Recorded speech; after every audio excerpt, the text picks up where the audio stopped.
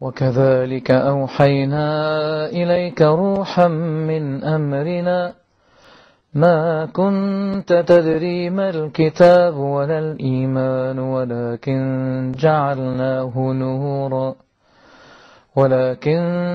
جعلناه نورا نهدي به من نشاء من عبادنا وإنك لتهدي إلى صراط مستقيم صراط الله الذي له ما في السماوات وما في الأرض ألا إلى الله تصير الأمور.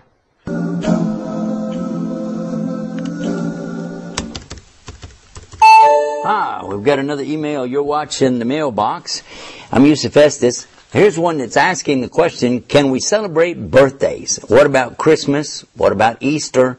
And other celebrations? What about that? Well, first of all, in Islam we know that everything regarding worship of Allah is dictated by Allah and His Messenger, and we must not add to or take away from what's been said about that.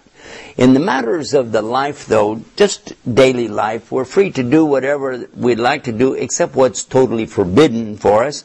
If something's forbidden, then we mustn't do it.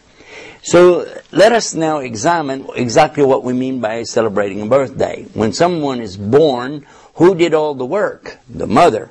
Who's the one that carried the child inside of her, and who's the one that went through the labor pains, and who is the one that raised the child up? So if anything should be celebrated, it should be celebrating the mother for her hard work and her efforts. Also, another thing, when you talk about birthdays, would you be talking about the sun calendar, which is now associated with the Christian religion, or would you be talking about the lunar calendar, which is associated with the Jewish and the Muslim religion? Because if you go by the sun calendar, there's 365 days, 0.4. And then if you go by the lunar calendar, there is 354 days. So the years are not going to be the same anyway. So if you said, well, it's just for fun, I want to have a cake and I want to put candles on it, well, then you got another problem. The candles on the cake actually are not coming from Christianity or Islam. They're coming from the Celtic religion, and this is the Druids many, many centuries ago, and they used to worship fire and things like that, and this candle represents that. So we're starting to really infringe on the area here of worship, and this is why birthdays, Easter, Christmas, and all the rest of it is not something acceptable in Islam, because it implies a type of worship or celebration other than what's been approved by Islam. We do have two main Eids called Eidain, and that's Eid al-Adha and Eid al-Fitr. And if you understand how that works, we've got plenty of time to celebrate in there, have a good time. And as far as some of the other celebrations people are talking about here, I wish you would talk with your imams about this and find out the reason why. Okay, we've got another one in here. It's asking about plucking the hair from the face and the eyebrows. Well, if you're altering what Allah has given you, you must have a really good, legitimate reason for this.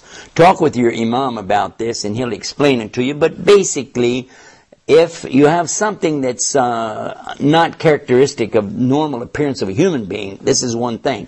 But if it's just to beautify yourself, to show off, to attract attention, that's absolutely haram, because you mustn't be doing that to, attract the unwanted attention of these men and so on. Well, anyhow, that's it for the mailbox. Don't forget to visit our website, islamnewsroom.com, where you can type in keywords and get more of this. Till next time, peace. Assalamu alaikum wa rahmatullah.